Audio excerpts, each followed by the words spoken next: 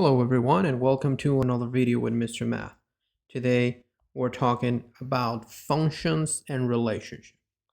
Okay, so we have this set of ordered pairs and we're asked if this relationship is actually a function. So how can we verify this?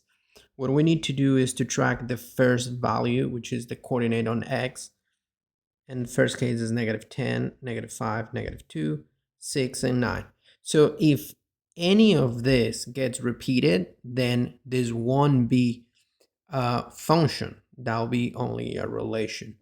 Okay, so because -10, -5, -2, 6, or 9, because there's no value that gets repeated, then this is actually a function.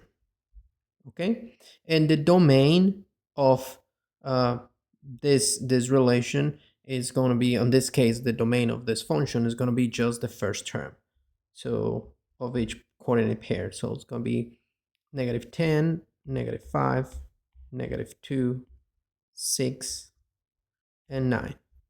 And for the range will be the answer, the coordinate on y. So this will be -2, -9, 9, -7, and 5.